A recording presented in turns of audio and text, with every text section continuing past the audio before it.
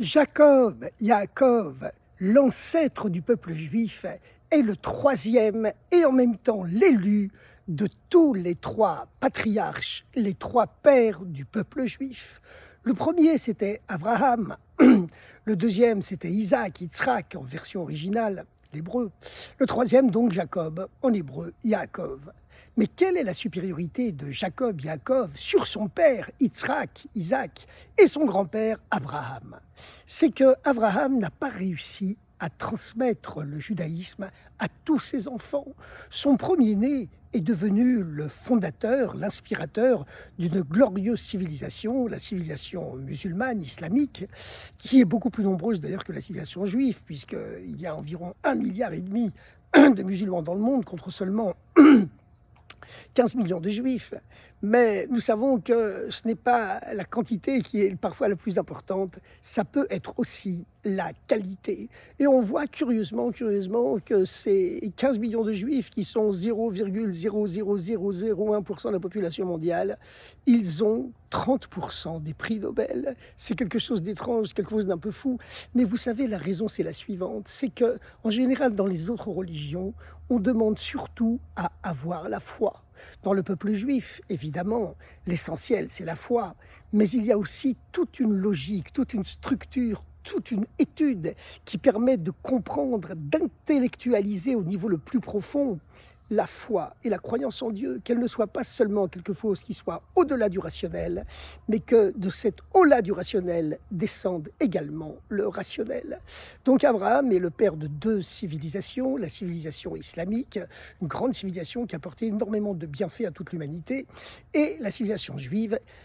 Yitzhak, lui, est le père également de deux enfants, deux jumeaux. L'aîné, c'est Esav, qui est l'ancêtre spirituel. Il ne s'agit pas ici d'être un ancêtre biologique. C'est de même que pour Ishmaël, il est l'ancêtre spirituel du monde arabo-musulman, comme Esaü est l'ancêtre spirituel de l'Occident chrétien.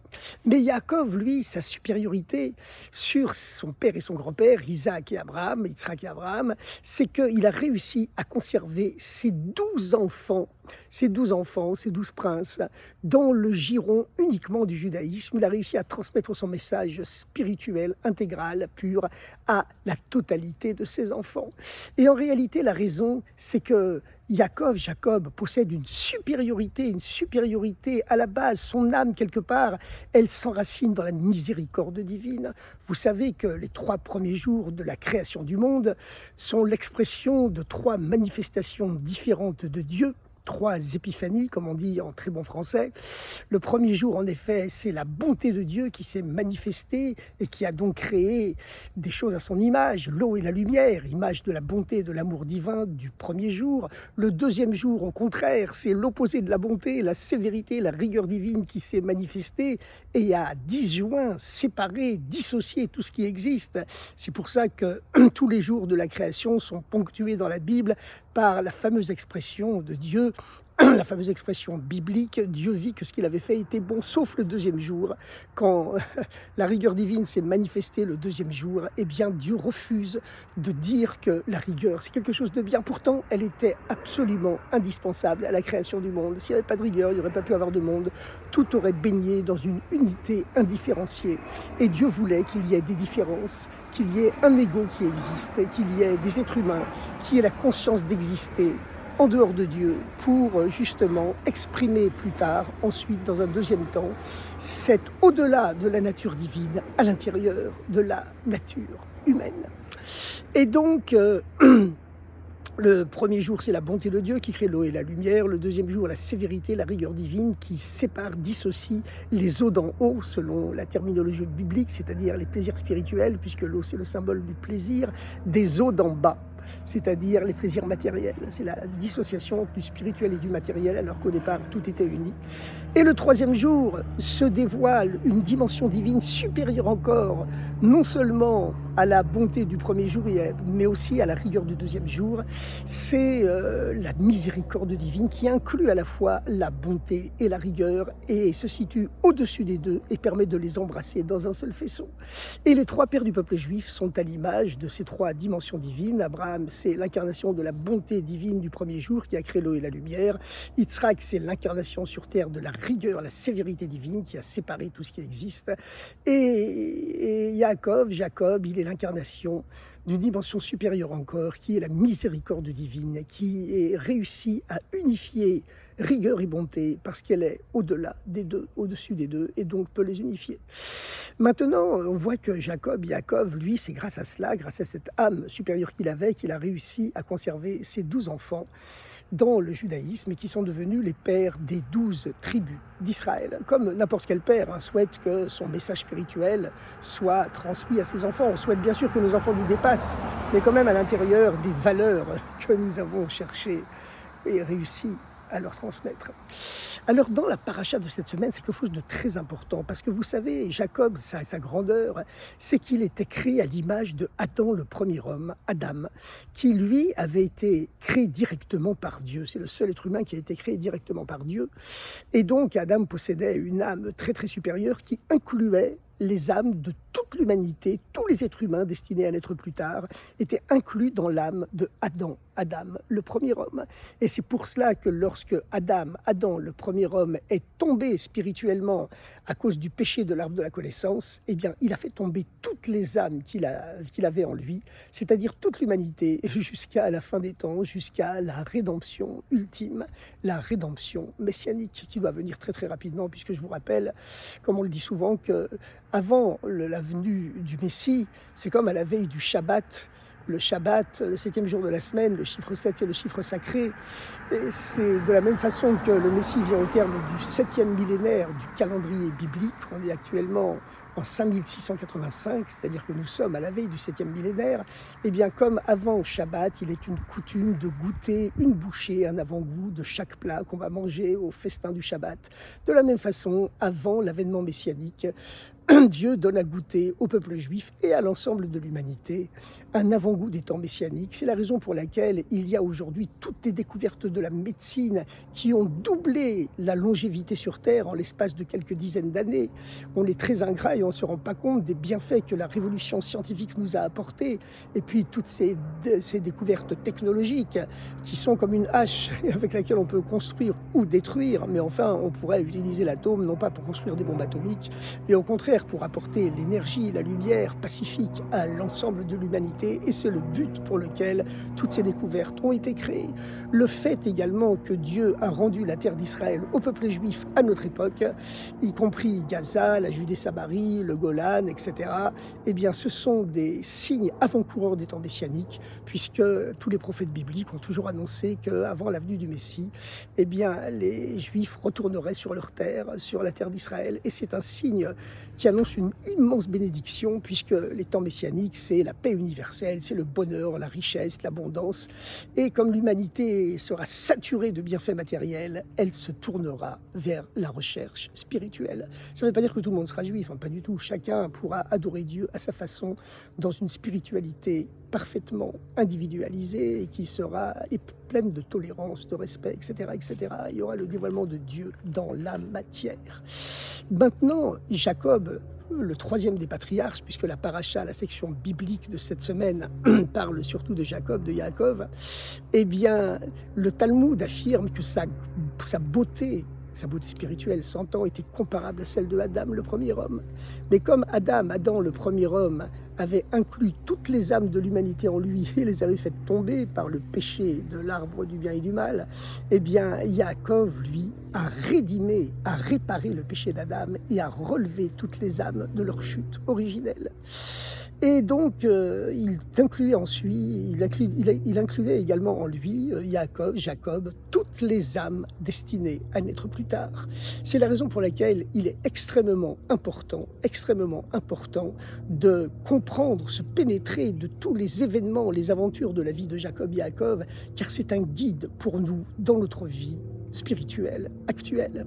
Qu'est-ce qu'on voit au début de la paracha de cette semaine? C'est que Yaakov, est poursuivi par la haine de son frère Ésaü, qui, je vous le rappelle, est l'ancêtre de la civilisation chrétienne occidentale, qui veut carrément le tuer pour se venger du fait que Jacob, Yaakov, lui a subtilisé les bénédictions de leur père, Isaac. En profitant de ce que Isaac était devenu aveugle, il s'est fait passer pour son frère Yaakov, pour son frère Ésaü, pardon, qui avait l'habitude, comme c'était un guerrier, de se revêtir toujours de peau de bête. Eh bien, Jacob s'est revêtu d'une peau de bête, et puis, pour se faire passer pour son frère, et a réussi à prendre les bénédictions à sa place. Et donc, Ésaü, l'ancêtre de la civilisation chrétienne occidentale, veut le tuer. Plus tard, il recevra aussi une bénédiction. Ésaü, son père, lui dira dans la version originale, l'hébreu, tu vivras sur ton glaive et tu conquériras le monde. Et c'est ce qui s'est passé avec la révolution industrielle. On voit que l'Empire romain, bien avant la révolution industrielle, a conquis l'ensemble du monde connu. Et puis ensuite, il y a eu la révolution industrielle qui a permis à l'Occident de coloniser la planète entière. Et puis bon, voilà quoi, puis il l'a fait par les armes, par les armes et par le feu, selon la bénédiction qu'il avait reçue de Yitzhak, que Yitzhak avait donnée à Esav, son ancêtre de la civilisation chrétienne occidentale. En tout cas, Yaakov, il inclut en lui toutes les âmes juives destinées à l'être plus tard, c'est-à-dire que chacun de nous, on doit se pénétrer véritablement de sa vie, de ses anecdotes, de ses aventures. Qu'est-ce qu'on voit au début de la section biblique, la paracha de cette semaine, qui s'appelle « Vayetse » et il sortit, c'est qu'il sort d'un lieu de bénédiction, un lieu de paix, un véritable paradis sur terre, qui était la ville de Be'er-Sheva. La ville de Be'er-Sheva, c'est la capitale du désert, la capitale du Negev, c'est un oasis extraordinaire. Et Be'er-Sheva signifie le puits des sept, le chiffre 7 qui est le chiffre sacré. Mais en même temps, Sheva vient du mot Shvoua, qui signifie serment, parce que Abraham, l'ancêtre du peuple juif, avait là-bas prêté un serment de paix et de fidélité avec tous les peuples qui vivaient autour de lui. Et puis, Sheva, c'est le chiffre 7, c'est le 7e puits qu'avait creusé Yitzhak, le fils de Abraham, et qui est également un symbole de paix et de bonheur. Et Jacob avait passé 14 ans dans la yeshiva des fils de Noé, les fils de Noach, Shem et Ever, à se pénétrer des enseignements spirituels de la Torah. Il avait étudié 14 ans jour et nuit et nuit et jour, et puis brusquement, comme son frère veut le tuer, son frère jumeau en plus, il est obligé de s'enfuir. Il est obligé de s'enfuir, de sortir de ce paradis terrestre dont le nom évoque la bénédiction, hein, le serment de paix d'Abraham et de ses voisins, le 7e puits qui est le chiffre de l'élection. Et puis, il se dirige vers un refuge. Ce refuge se trouve à plusieurs centaines de kilomètres de la terre sainte, de la terre d'Israël, la terre de Canaan comme on l'appelait à l'époque. Il se réfugie vers le berceau originel de sa famille que ses grands-parents, son grand-père Abraham avait quitté plus d'un siècle auparavant, et il se réfugie dans une ville qui s'appelle Haran, entre le Tigre et l'Euphrate, en gros l'Irak et l'Iran actuel. Et Haran, c'est une ville particulière, car le mot Haran vient du mot hébreu Haron, qui signifie la colère. C'est le lieu de la colère divine dans le monde. Il quitte un paradis, le lieu de la bénédiction divine dans le monde, Be'er-Sheva, les tentes de l'étude sacrée de Shem et de Ever, les fils de Noé qui avaient survécu au déluge et reconstitué le monde. Et il se dirige précisément vers le lieu du monde le plus infâme, le lieu de l'immoralité qui met le plus Dieu en colère. Haran, c'est Colèreville, Colère City. Et pourquoi est-ce que c'est Colèreville? Parce que c'est un lieu, ce qui est le repère de tous les escrocs planétaires. Lorsque quelqu'un commet une escroquerie, il se réfugie à Haran. C'est un repère de brigands, un repère d'escrocs. Et là-bas, il va le travailler pendant 20 ans chez son oncle maternel, le frère de sa mère, Rivka, Rebecca. Et son oncle, c'est le roi des escrocs. Il a une réputation Madoff, et tous les autres auraient pu se rhabiller à côté de Lavan, l'oncle escroc de Yaakov. Lavan en hébreu signifie la blancheur. C'est-à-dire qu'à l'origine, son âme était extrêmement pure, mais vous savez que les niveaux le plus hauts, eh bien, il descend justement parfois, et même très souvent, au niveau le plus bas. Et c'est la raison pour laquelle Lavan sur terre était devenu d'un noir anthracite, alors que son nom signifie la blancheur suprême. Et c'était le roi des escrocs. Et pourquoi s'est-il réfugié là-bas? Parce que vous savez qu'à la création du monde, Dieu s'est mis en exil dans le monde sous forme de milliards d'étincelles de lui-même, des milliards d'étincelles divines qui sont présentes dans chaque atome de l'univers et qui sont en exil dans l'univers heu, tant que le Messie, tant que le Mashiach n'est pas là et que la rédemption ultime n'a pas eu lieu. Et c'est la raison pour laquelle Dieu a envoyé le peuple juif se disséminer sur la planète entière, sur toute la terre, afin d'élever les étincelles divines. C'est la raison pour laquelle lorsque tous les commandements de la Torah du judaïsme sont conçus avec des objets matériels, que ce soit le cuir des téphilines, le parchemin en cuir également du rouleau de la Torah, que ce soit le vin du kidouche, la cire des bougies de Shabbat, etc., etc. Tous les commandements de Dieu sont faits avec des choses matérielles parce que lorsqu'on dit une bénédiction sur une chose matérielle ou lorsqu'on boit un verre d'eau, lorsqu'on mange une bénédiction avant et après, eh bien, grâce à cette bénédiction, l'étincelle divine qui est prisonnière dans cet objet matériel, dans cette nourriture ou dans le cuir de cette filine, eh bien, l'étincelle divine est libérée et peut remonter à sa source. Et lorsque les Juifs ont fini de purifier, de libérer toutes les étincelles divines prisonnières dans un pays, Dieu nous envoie dans un autre pays. Le fait qu'aujourd'hui, la majorité des Juifs, déjà une grande partie du peuple juif est rentrée en Israël, signifie qu'on a déjà élevé la quasi-totalité des étincelles divines qui étaient en exil dans le monde. Alors maintenant, donc, c'est le grand enseignement. Yaakov, il va à Haran, le lieu de la colère divine dans le monde. C'est là où les étincelles divines sont prisonnières. Elles sont captives beaucoup plus que partout ailleurs. Elles sont captives dans la méchanceté des hommes, dans leur rouerie, dans leur malhonnêteté. Et là-bas, Yaakov, eh bien, il va travailler pendant 20 ans. Il va garder les troupeaux de son oncle qui le trompe et le roule dans la farine sans arrêt. Il lui change son salaire au moins une centaine de fois. Et malgré tout, Yaakov reste rigoureusement honnête. Et il arrive à se marier. Il arrive à se marier avec la femme qu'il aimait le plus, Rachel, mais son oncle l'a encore trompé et lui a donné à la place Léa, qu'il n'aimait pas du tout. Il s'en est rendu compte seulement le matin, au terme de sa nuit de noces. C'est un véritable drame. Mais il est obligé de garder Léa quand même pour ne pas la déshonorer, car telle était la coutume de l'époque. On ne pouvait pas répudier une femme sans la déshonorer. Et ensuite, donc, il a quand même réussi, après avoir travaillé, parce qu'il fallait travailler pendant 7 ans pour acquérir sa femme. Donc, il a dû travailler 14 ans pour acquérir finalement également Rachel, qui était la femme qu'il aimait, tout en gardant Léa. Et donc, il a réussi à mettre au monde 12 enfants, qui sont les 12 ancêtres des 12 tribus d'Israël. Et il a réussi également à faire fortune, à amasser une fortune considérable. Et puis, brusquement, Dieu lui apparaît en rêve et lui demande de rentrer en Israël, en terre d'Israël, en terre de Canaan, comme on l'appelait à l'époque, parce que déjà, il a accompli sa mission de purifier les étincelles divines et même de purifier la vanne, de le rendre moins impur, davantage pur, de le faire renouer avec la blancheur de sa source céleste. Et bien donc, Yaakov, il va prendre le chemin du retour. Et alors se passe un événement qui est symétrique à ce qui s'était passé 20 ans auparavant lorsqu'il avait quitté la terre d'Israël. Lorsque Yaakov avait quitté la terre d'Israël, la Torah, la Bible nous raconte qu'il a atteint, après avoir fait beaucoup d'efforts, le sommet d'une colline où il s'est endormi, frappé d'une torpeur immense alors qu'il n'avait pas dormi pendant 14 ans, où il avait étudié la Torah dans les tentes des fils de Noé, Shem et Héver.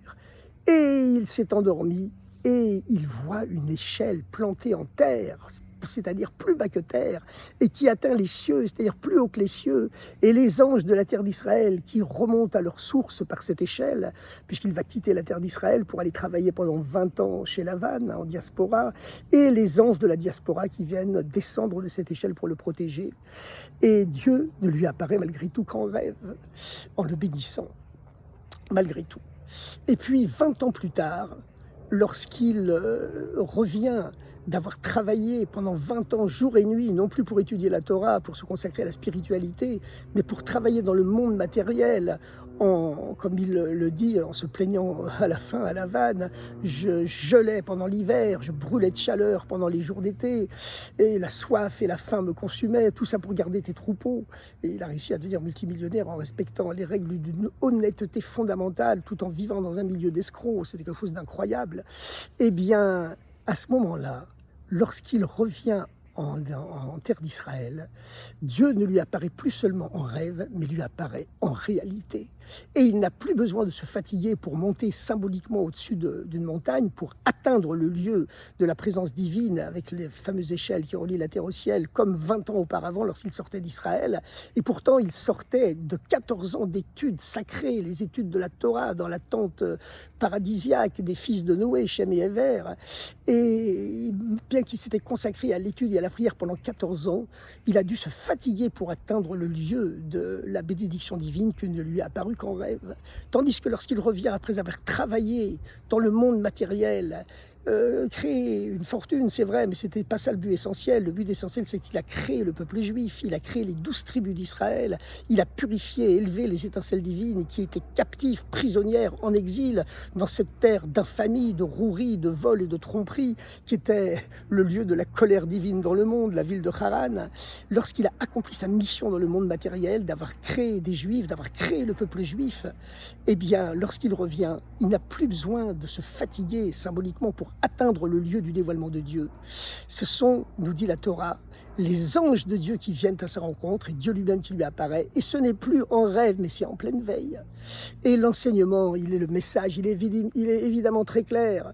C'est que chacun de nous, chaque juif, doit être capable de sortir de son ghetto intérieur, sortir de sa yeshiva, sortir de sa synagogue, sortir de sa zone de confort spirituel pour aller à Haran, le lieu de la colère divine dans le monde, pour aller là-bas faire des juifs, faire des êtres humains, pas seulement faire des juifs, mais faire des êtres humains, c'est-à-dire transmettre à tous les non-juifs du monde les fameux principes universels, à toute l'humanité, pas seulement aux juifs, mais à tous les peuples du monde, les fameux principes universels, les fameuses lois de Noé, qui sont ne pas faire d'idole à la place de Dieu, respecter Dieu, ne pas tuer, ne pas voler, ne pas pratiquer l'inceste, l'adultère, l'homosexualité, ne pas faire souffrir les animaux, instaurer la justice et aider les autres.